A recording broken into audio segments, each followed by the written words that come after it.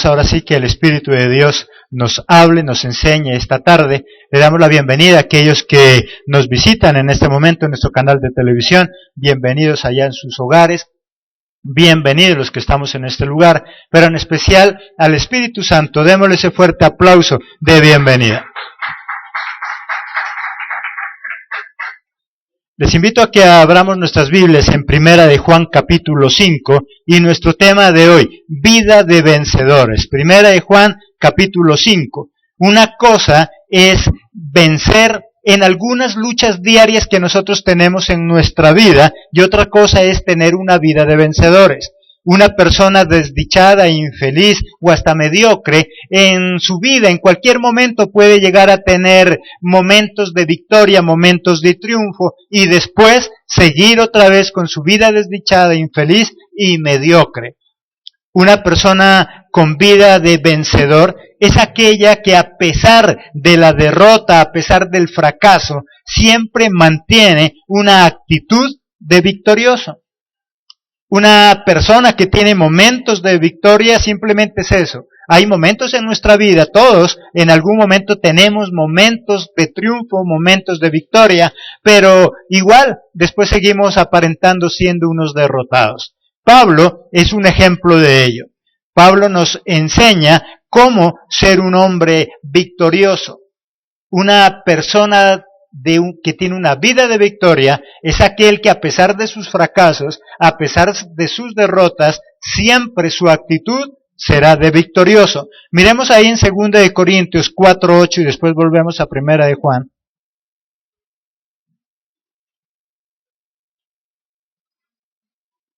Segunda de Corintios 4:8.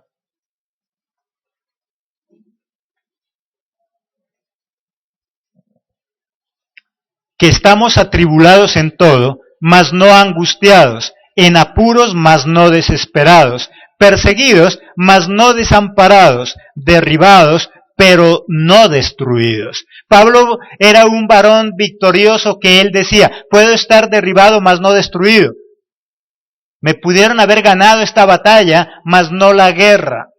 Siempre él mantenía una actitud de victorioso. Por lo tanto, una persona con una vida de vencedor no es aquel que no fracasa, no es aquel que nunca ha caído, sino aquel que su actitud siempre será de vencedor. A pesar de las derrotas, a pesar de los fracasos, siempre su actitud lo hará ver como un vencedor. Tanto que muchas personas consideran que nunca ha tenido un fracaso, porque siempre lo ven con esa misma actitud. Siempre piensan que él nunca ha sido derrotado. Pero Pablo, ¿qué es lo que dice? Yo podré estar derribado, pero nunca destruido. Siempre con una actitud de victorioso, siempre con una actitud de triunfador. ¿Cómo tener una vida entonces de vencedor? Es lo que vamos a mirar a través de lo que nos enseña Pablo o Juan, ahí en 1 de Juan, capítulo 5. 10 puntos importantes de cómo tener una vida de vencedor. Primero, siendo nacidos de Dios. Para esto es necesario creer en Cristo. Miremos ahí en el versículo 1 de 1 de Juan capítulo 5. Todo aquel que cree que Jesús es el Cristo es nacido de Dios. Y todo aquel que ama al que engendró, ama también al que ha sido engendrado por él. Todo aquel que cree en Cristo es hijo de Dios. Y si yo creo en Cristo, dijimos en algunas ocasiones, me debo parecer a Él, y Cristo siempre ha sido un vencedor. Y si Cristo es un vencedor, y si Jehová es un vencedor, si yo soy hijo de Jehová y soy hermano de Cristo, vengo entonces de una descendencia de vencedores. Y debo creerme un vencedor. ¿Cómo tener una vida de vencedor? Creyendo en Cristo, aceptando ser hijo de Dios. Todo hijo de Dios es vencedor. Todo hermano de Jesucristo es un vencedor. Segundo, amando a Dios y sus mandamientos. Cuando nosotros amamos las normas, nos convertimos en triunfadores. En la vida, todo está regulado por normas. La vida está compuesta por normas. Las normas nos permiten vivir en orden y solamente una vida de orden es lo que nos hace ser unos victoriosos. Ahí en el versículo 2, en esto conocemos que amamos a los hijos de Dios, cuando amamos a Dios y guardamos sus mandamientos. No solo se trata de amar a Dios. ¿Qué es lo que demuestra que yo ame a Dios? Cuando yo guardo sus mandamientos. ¿Qué es lo que demuestra que un hijo ame a sus padres? Cuando le obedece.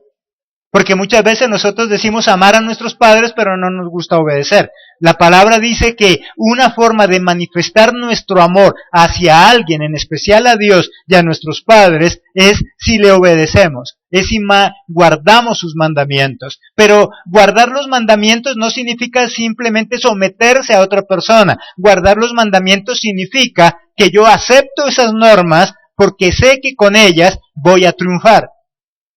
Si tú tienes una empresa y quieres ser un victorioso, quieres ser un vencedor en esa empresa, debes acatar las normas que el Estado y que las normas de contabilidad exigen para que tú puedas salir un victorioso. Cualquier área de nuestra vida en la que nosotros queremos ser vencedores, lo primero que tenemos que aprender es ¿qué entonces? A obedecer. Si tú quieres triunfar, tienes que obedecer. Si tú quieres nunca tener un accidente en tu automóvil, en la moto, ¿qué es lo que tienes que hacer? Obedecer. Obedecer las normas. Cuando yo obedezco las normas, entonces evito cualquier tipo de accidente, cualquier tipo de dificultad. Si yo obedezco las normas en cualquier área de nuestras vidas, fácilmente llego a ser una persona vencedora. El amor a Jehová se lo demuestra bajo la obediencia. El amor a nuestros padres, ¿en qué se lo conoce entonces? Igual, en la obediencia. Yo no puedo decir que amo mi empresa cuando yo no me acojo a las normas. ¿Cuál norma puede ser en tu empresa donde tú trabajas? El horario, el cumplir con algunos requerimientos. Y si tú amas esa empresa, entonces tú cumples con lo que esa empresa determina. El amor dice entonces que se manifiesta a través de la obediencia. Si tú y yo decimos que amamos a Jehová, lo tenemos que demostrar a través de su obediencia, a través de la obediencia de sus mandamientos. Tercero, viviendo los mandamientos como medios de progreso, mirando que cada mandamiento me permite escalafonar, que cada mandamiento me permite triunfar en la vida. Si yo veo los mandamientos como un medio que me permite progresar, entonces yo los voy a cumplir. Pero cuando yo miro los mandamientos como algo gravoso, cuando yo miro los mandamientos como una carga, ¿quién los obedece? Nadie. Y si los obedece, ¿cómo los obedece? De mala gana. Y por eso es que no llega tampoco a triunfar. Miremos ahí en el versículo 3. Pues este es el amor a Dios, que guardemos sus mandamientos, y sus mandamientos, ¿qué aclara ahí? No son gravosos. Sus mandamientos no son una carga. Sus mandamientos son algo benéfico para nuestra vida. Por lo tanto, yo tengo que aprender a ver los mandamientos, las ordenanzas, las normas, no como algo gravoso, no como una carga, no porque me quieran molestar la vida. Yo tengo que aprender a ver las normas, los mandamientos, como ese medio que me permite avanzar, crecer, desarrollar. Toda empresa, todo hogar, toda iglesia, toda institución que quiera crecer, ¿qué debe tener? Normas. Y yo debo aprender a amar esas normas. Cuando yo amo esas normas, las veo como algo importante. ¿Y cómo llego a amar las normas? Cuando yo considero que las normas es lo que me permite crecer. Cuando yo entiendo que las normas es lo que me hace avanzar y no estancarme, y que las cosas salgan bien, entonces yo amo las normas. ¿Sabes por qué a muchas personas nos disgustan las normas? Porque nosotros no estamos pensando más allá. Aquí mismo en la iglesia, cuando alguien le dice tiene que hacer esto y esto y esto, no le gusta, le molesta. ¿Y sabes por qué? Porque no entiende que hace parte del crecimiento de la iglesia. Si tú amas la iglesia y tú quieres verla crecer, debo amar esas normas. Si tú amas tu hogar y tú lo quieres ver perfecto y tú lo quieres ver crecer, debes amar esas normas. Si tú quieres ver que tu empresa crezca, debes amar. No solamente es cuestión de tener normas, porque tú en tu empresa puedes tener normas, pero si no amas el resultado de esas normas, las vas a ver como gravosas. Jesucristo a través de Juan nos da la clave. Dice, ustedes no vean las normas como algo gravoso, como una carga, como algo por molestarles. En últimas, en palabras nuestras, lo que el apóstol está diciendo, las normas no son para molestarte la vida, las normas son para que las cosas funcionen bien y crezcan. Todo negocio desorganizado, ¿qué futuro le espera? La quiebra. Nosotros hablamos de dos tipos de negocios en la sociedad. Hablamos de negocios organizados y de negocios no organizados. Los organizados, aquellos que están registrados, aquellos que el Estado les obliga a cumplir con algunas normas, y los otros negocios que son informales. Vende chitos ahí en la esquina, vende dulces por allá en el estadio. Son negocios informales que, si tú miras, pasan años y años y años. ¿Y cómo están esos negocios? Igual, el mismo carrito, los mismos dulces, las mismas cosas, porque total no tiene ninguna norma. No es organizado. Por eso se llama comercio ¿cómo? Desorganizado. Y el que está afiliado a una cámara, el que tiene unas normas contables, ¿cómo le llamamos? Negocios organizados. Y solamente las normas nos llevan a eso. Las normas nos llevan a tener una vida organizada y una vida de éxito. No importa qué es lo que tú hagas, por muy pequeño que sea, debes implementarle normas, pero no las veas como una carga, no las veas como algo gravoso, véelas como el medio que te permitirá crecer. Si aquí en la iglesia hay normas, no las veas como una carga, míralas como eso que te va a permitir crecer y que va a permitir que nuestra iglesia crezca. Cuarto, teniendo mentalidad de vencedor, que es nuestra fe. Ahí en el versículo 4, porque todo lo que es nacido de Dios vence al mundo, y esta es la victoria que ha vencido al mundo. ¿Cuál? Nuestra fe. ¿Qué es lo que dice que vence al mundo? Nuestra fe. La fe es lo que hace vencer al mundo. Y cuando estamos hablando de fe, estamos hablando de esa manera de pensar. Recuerda que tú eres lo que piensas. Si tú piensas que puedes, eso es tu fe. Por lo tanto, lo vas a lograr. Si tú piensas que no puedes, que no eres capaz, eso es tu fe, eso es lo que tú crees, por lo tanto nunca lo vas a lograr. Cuando estamos hablando de fe, no estamos hablando solo de poner las manos al cielo, estamos hablando de esa manera de hablar que nosotros tenemos. Y la fe puede ser tanto positiva como negativa. Si tú piensas que todo te va a ir mal, ¿cómo te va a ir? Mal, porque eso es tu fe, eso es lo que tú crees. Hay personas que siempre piensan en eso, creen que cada vez que sale a la calle algo malo le va a pasar, ¿y cómo les va? Mal. Porque eso es su fe, eso es lo que cree. Por lo tanto, dice que es la fe lo que vence al mundo, es mi manera de pensar. Si tú y yo tenemos una manera de pensar vencedores, vamos a vencer. Para tener una vida de vencedor se necesita tener pensamientos de vencedores. Tú no puedes tener una vida de vencedor con pensamientos de perdedor. Si tú no amas las normas, tienes pensamientos de perdedor, porque sin normas no vas a avanzar en ninguna parte. En el colegio, en la universidad, en la calle misma hay normas. En la calle hay normas. La vida se compone de normas.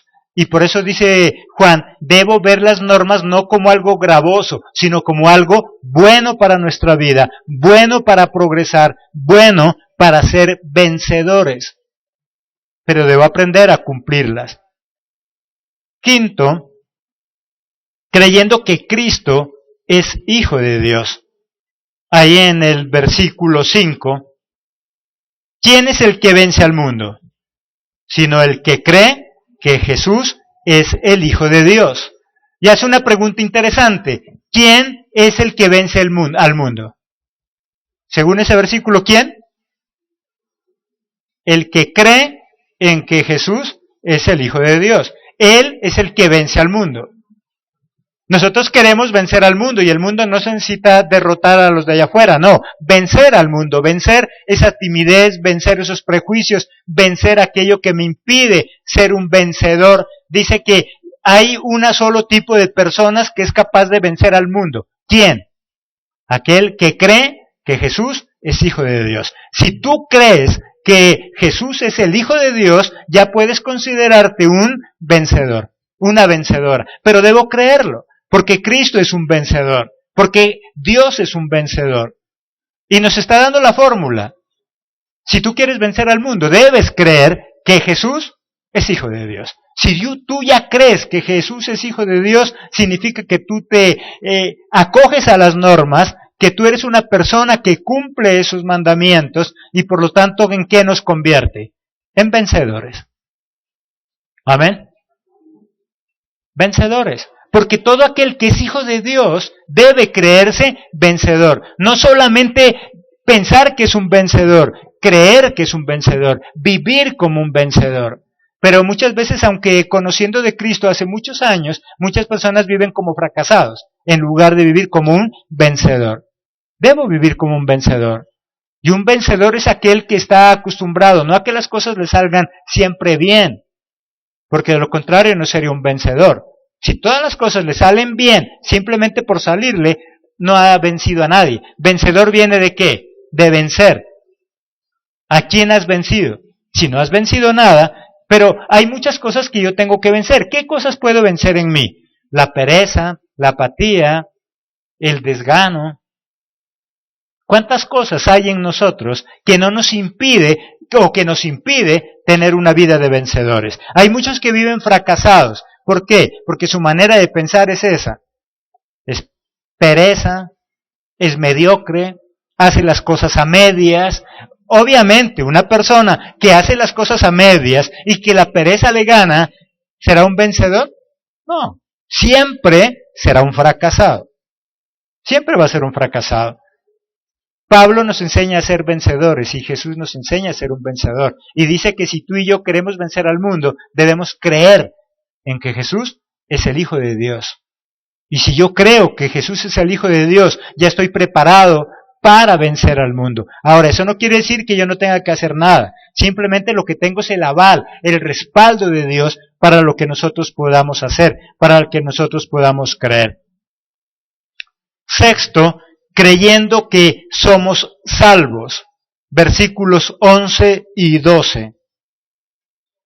Y este es el testimonio que Dios nos ha dado, vida eterna, y esta vida está en su Hijo. El que tiene al Hijo, tiene la vida. El que no tiene al Hijo de Dios, no tiene la vida. Mira que nos está hablando de algo importante. Dice que el que puede vencer al mundo es aquel que cree en que Jesús es el Hijo de Dios. Porque Jesús tiene la salvación para nosotros. ¿Qué tiene que ver eso entonces con ser vencedores? Que yo crea en Dios me convierte en un vencedor. Que yo crea en que Jesús es el Hijo de Dios me convierte, dice, en un vencedor. ¿Por qué? Porque Jesús es el que tiene la llave para la salvación. Cuando alguien cree que todo lo tiene y que nada le hace falta, se convierte en un victorioso, porque no hay nada que lo pueda derrotar. ¿Sabes? Algunos criminales, ellos prefieren que sus miembros no tengan familia, porque si ellos no tienen familia, se convierten en alguien peligroso. ¿Y sabes por qué? Porque no tiene nada con que lo puedan amenazar, porque él no tiene nada que perder. Cuando una persona considera que nada tiene que perder, se convierte en alguien peligroso. ¿Por qué es tan difícil ganarle y pelear con una persona loca, con una persona demente? Porque él nada tiene que perder. Mientras que nosotros cuando nos enfrentamos a él, lo hacemos pensando en que no nos vaya a dañar. Y como nosotros estamos preocupados de que no nos vaya a dañar, ¿eso en qué se convierte en nosotros? En nuestra debilidad. El otro como no tiene temor de nada, el otro como no tiene nada que perder, por eso se vuelve tan peligroso. Y dice que un cristiano se vuelve peligroso cuando cree que nada tiene que perder, porque con Cristo ya es salvo.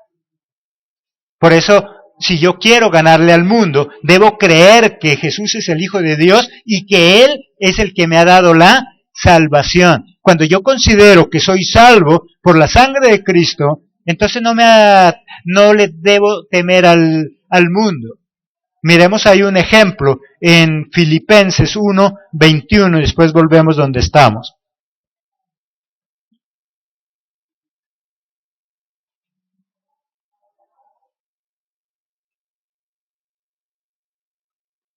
Filipenses 1:21. Porque para mí el vivir es Cristo y el morir, ¿qué dice que es? Ganancia. ¿Por qué lado perdía a Pablo? Por ninguno. Porque para mí vivir es Cristo y el morir es ganancia. Así que si estoy aquí en la vida gano porque le sirvo a Cristo y si me muero gano porque para mí también eso es ganancia. Era una especie de loco que nadie le podía ganar. Cuando una persona no tiene nada que perder, entonces se vuelve más efectiva en lo que hace. Total, nada tiene que perder. ¿Qué cosa lo puede atemorizar? Nada. Por eso es que dice, si podemos ganar, dice, tú puedes ser un victorioso y le puedes ganar al mundo siempre y cuando creas que Jesús es el Hijo de Dios y que Jesús es el que te ha dado la salvación. En el momento en que yo esté convencido de que Jesús es el que me ha dado la salvación, y si yo me considero ya salvo, entonces ¿a qué le tengo miedo? A nada. Pablo por eso no le tenía miedo a nada. Pablo él sabía que ya era salvo, y por lo tanto él ¿qué dice? Si yo muero, me da igual. Porque total, yo ya soy salvo. Para mí morir es ganancia. Yo no tengo nada que perder. Pablo no tenía nada que perder. Y cuando yo considero eso, entonces me vuelvo una persona victoriosa. Cuando considero que todo lo tengo, cuando considero que soy un victorioso, cuando considero que con Cristo nada me hace falta. Si tú crees que con Cristo todo lo tienes, ¿qué te puede ofrecer el mundo para conquistarte? Nada. Por eso es tan importante creer que con Cristo lo tengo todo. No sé si a ti te ha pasado, cuando te invitan a una reunión de alguien muy importante y que tiene mucho dinero y tú tienes que llevar un regalo, ¿en qué problema estás metido? ¿Cuál es tu pregunta de rigor? Pero, ¿qué le regalo? Si él tiene todo. ¿Qué le llevo? Si él tiene todo. Y si tú te consideras un hijo de Dios, dice que ya lo tienes todo, que nada te hace falta. Por lo tanto, ¿qué te puede ofrecer el mundo? Y el mundo se pondría a pensar en eso mismo. Bueno, yo quiero conquistar a esta niña, a este niño, pero ¿qué le ofrezco? Si dice que ella lo tiene todo. Por eso Pablo era un vencedor. Pablo, ¿qué es lo que decía? Yo con Cristo lo tengo todo. Y si tú consideras que con Cristo lo tienes todo, ya has vencido ¿a quién? Al mundo. Por eso es que si miramos la relación que va teniendo allí, dice que tú eres un vencedor, que tú vences al mundo siempre y cuando creas que Jesús es el Hijo de Dios y creas que Jesús te ha dado ya la salvación y creas que con Cristo lo tienes todo. Si tú crees que con Cristo lo tienes todo, el mundo no te puede ofrecer nada. Es más, aún en nuestra felicidad, podrá ser el hombre más chusco, la mujer más bonita allá en el mundo, que nos ofrezca felicidad, nosotros ¿qué podemos decir? Yo con Cristo lo tengo todo. Con Cristo soy feliz. Con Cristo Él llena mi corazón. ¿Qué me puede ofrecer? ¿Qué me puede ofrecer el mundo? Somos vencedores a medida que nosotros pensemos y creamos que Cristo nos ha dado todo, la salvación. Por eso Pablo era muy seguro. Pablo dice a mí, así me maten. Si me matan, para mí la muerte es ganancia, porque Cristo ya me ha hecho salvo. Porque yo estoy convencido de que soy salvo. Por eso él no tenía nada que perder. ¿Tú qué tienes que perder para que el mundo te amenace? Hay gente que le da miedo perder la comodidad. Si tú eres uno de los cristianos que te da miedo perder la comodidad, entonces ya tienes una debilidad por la cual el mundo te puede ganar. Cuando yo no tengo nada que perder, el mundo no tiene con qué amenazarme. Y cuando yo no tengo nada que perder y sobre todo lo tengo todo, el mundo no tiene nada que ofrecerme. Entonces mira dos cosas importantes. Cuando yo considero que nada tengo que perder, el mundo con nada me puede amenazar. Y cuando yo considero que en Cristo lo tengo todo, el mundo nada me puede ofrecer. Nada me puede ofrecer. ¿Qué me puede ofrecer? Yo me pongo a pensar, bueno, ¿y el mundo qué me puede ofrecer? Si yo lo tengo todo con Cristo. ¿Y cuántos de nosotros el mundo empieza a hacernos guiño de ojo, empieza a ofrecernos mejores cosas, y nosotros simplemente, la defensa sería pensar que en Cristo lo tengo todo? Cuando la esposa, el esposo considera que con su pareja lo tiene todo, la vecina, el vecino, cualquiera le puede ofrecer cosas, ¿y qué podría decir ese hombre o esa mujer? ¿Y yo para qué? Si yo con ella o con mi esposo o con mi esposa lo tengo todo. El mundo empieza a ofrecernos cosas cuando en nosotros ve faltantes. Cuando él ve que en nuestra vida hay faltantes, ¿el mundo qué hace? Nos empieza a ofrecer. Esa es la función de Satanás. Pero cuando yo como cristiano, como hijo de Dios, considero que con Dios lo tengo todo, al diablo lo meto en un problema. Porque entonces el diablo también se pone a pensar como cuando tú ibas a esa fiesta. ¿Qué se pone a pensar el diablo ahora? ¿Y yo qué le ofrezco? ¿Yo qué le puedo ofrecer a Liliana? ¿Yo qué le puedo ofrecer a William? ¿Yo qué le puedo ofrecer a María Camila? Si ellos lo tienen todo. En Cristo lo tiene todo. En el momento en que tú y yo pensemos que con Cristo lo tenemos todo y que nada nos hace falta, por eso es que la palabra que dice, Jehová es mi pastor, nada me faltará. Entonces el diablo, cuando sabe que tú y yo pensamos de esa manera, pensamos que somos hijos de Dios, que Él es nuestro pastor y que con Él nada nos hace falta, Él nada tiene que ofrecernos. Y por eso no nos conquista absolutamente con nada. Octavo, tener la capacidad de levantar al caído en lugar de destruirlo. Un verdadero vencedor es aquel que es capaz de levantar al que ha caído en lugar de destruirlo. Ahí en el versículo 16, ¿qué dice? Si alguno viere a su hermano cometer pecado que no sea de muerte, ¿qué dice? Estrangúlelo. ¿Qué dice ahí? Pedirá y Dios le dará vida. Esto es para los que cometen pecado que no sea de muerte. Hay pecado de muerte, por lo cual yo no digo que se pida.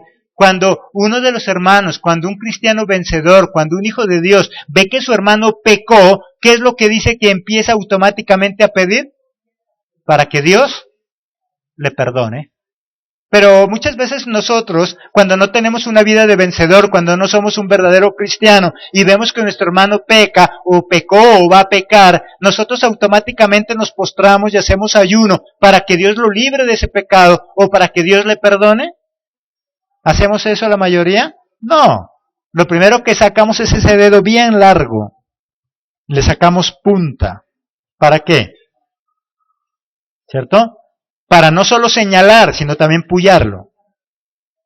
Porque eso es lo que hacemos nosotros. Cuando vemos que el hermano cayó, pecó o va a pecar, nosotros no nos postramos a orar por él. Lo primero que hacemos es a todo el mundo decirle que pecó. A todo el mundo le decimos que cayó. A todo el mundo le decimos que falló. No para que él se levante, sino para qué. Para acabarlo de destruir. Dice que un verdadero cristiano, un hijo de Dios, un vencedor, es aquel que cuando ve que su hermano peca, ¿qué es lo que hace? Orar para que Dios le perdone, para que Dios lo levante. Eso es ser un verdadero vencedor. Noveno y último punto, está seguro que el maligno no lo puede tocar. Versículo 18. Sabemos que todo aquel que ha nacido de Dios no practica el pecado, pues aquel que fue engendrado por Dios le guarda, y el maligno, ¿qué dice? No lo toca. Si yo soy un hijo de Dios, yo estoy convencido de que el diablo no me toca. Pero ¿sabes qué es lo más triste? Que la gran mayoría de los cristianos le tienen más miedo ¿a quién? Al diablo que a Dios. La gran mayoría de los cristianos le temen más al diablo que temerle a Dios. Y andan más preocupados de que los toque el diablo de que los toque Dios. Dice que si nosotros somos verdaderos hijos de Dios, debemos estar convencidos de que el maligno no nos toca.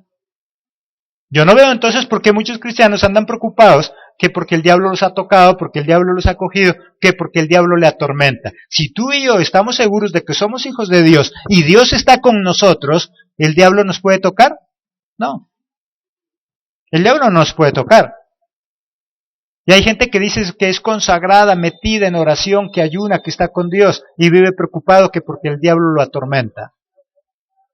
Entonces yo no sé en qué Dios ha creído y yo no sé quién está a su lado. Porque si está Dios, entonces el diablo no puede estar. El diablo no puede estar donde está Dios. Amén. El diablo no puede estar donde está Dios. Satanás no resiste la presencia de Dios. Y si Dios está en este lugar, el diablo tiene que estar a metros. porque él no soporta la presencia de Dios. Dice que todo vencedor, todo hijo de Dios debe estar seguro de que el enemigo, el maligno, no lo puede tocar. 10º, ha habido un punto escondido. Saber que el mundo está gobernado por el maligno, pero que Dios nos gobierna a nosotros. Ahí en el versículo 19, sabemos que somos de Dios y el mundo entero está bajo el maligno. Yo sé que el mundo está gobernado por Satanás, pero también sé que el que gobierna mi vida es Dios. Y gobernar es aceptar sus normas, sus estatutos. De lo contrario, ¿qué gobierno está? Todo gobierno se caracteriza por tener normas, por tener reglas. En eso se caracterizan los gobiernos. Y dice que el mundo está gobernado por Satanás. Quiere decir que el mundo sigue las normas ¿de quién? De Satanás. Es que Satanás tiene normas. Satanás quiere que la gente sea desorganizada, pero él es organizado. Él tiene normas. Es más, los que allá afuera dicen practicar el satanismo y eso, si a esa persona le dicen que vaya y mate un gato negro a medianoche y allá en el cementerio, ¿qué hace esa gente? Ellos van, porque ellos sí hablan de normas, ellos sí hablan de obediencia, ellos sí son obedientes. Satanás quiere que todos los que a él lo siguen sean obedientes. El que no es obediente es el cristiano. A un satánico le dicen que vaya a medianoche a sacar tierra del cementerio y que saque un hueso de allá, ¿y él qué hace? Él va y lo saca. Al cristiano le dicen que venga a las 7 de la mañana a un devocional, ¿y qué hace? Él se desaparece. Él no saca los huesos de la sábana. Entonces mira que Satanás, él sí hace que su gente sea obediente. Lo malo es que muchos de nosotros decimos ser hijos de Dios, pero no somos obedientes. Nosotros decimos ser hijos de Dios. ¿Y cómo podemos ser victoriosos si nosotros no amamos las normas? El enemigo gobierna el mundo y el mundo sigue al pie de la letra las normas del maligno. Y nosotros, que nos gobierna Dios, ¿qué significa? Que debemos seguir las normas y no verlas como algo gravoso. Si tú le preguntas a una de esas personas que practica ese tipo de magia, para él es algo gravoso tener que ir a medianoche, ir a un cementerio. No, él lo hace con alegría porque piensa que eso le da poder, porque eso lo hace más importante. En cambio, nosotros los cristianos, por eso dice Juan, lo vemos como gravoso. Es que a mí no me gusta esa iglesia porque ahí exigen. Ve las normas como gravoso. ¿Y sabes por qué? Porque le gusta vivir en una vida de mediocridad. Y mientras no tengamos normas, lastimosamente nuestra vida está condenada a ser una vida mediocre, a ser una vida de pobreza y de ruina. Ser un vencedor, entonces, no significa que no tenga problemas. Antes, por lo contrario, un vencedor es aquel que tiene problemas, pero los sabe dominar. El pelear y ganar es lo que nos convierte en vencedores. Alguien no puede ser vencedor si nunca ha peleado. El vencedor es aquel que vence. Y para vencer, ¿qué es lo que tiene que haber? Una confrontación, tiene que haber una pelea. Pelear no solamente con los demás, no pelear solamente con el maligno, sino muchas veces pelear ¿contra quién? Contra nosotros mismos. ¿Quién es el que no te deja levantar? Ni siquiera Satanás. ¿Quién es el que no te deja levantar de la cama para buscar un devocional? Uno mismo, la pereza. San Sábana. Santa Sábana. Santa Cobija. ¿Quién no lo deja levantar? Es que el diablo no me deja, me tenía abrigado, ¿no? Es la que estaba ahí, es tu mujer. No es Satanás, no es el diablo, es la pereza. El pelear y ganar es lo que nos convierte en vencedores. Nunca podremos ser vencedores si no queremos pelear o dar la batalla. Amén. Llámale la gloria a ese Padre maravilloso. Vamos a darle gracias a Dios. Y vamos a pedirle que Él sea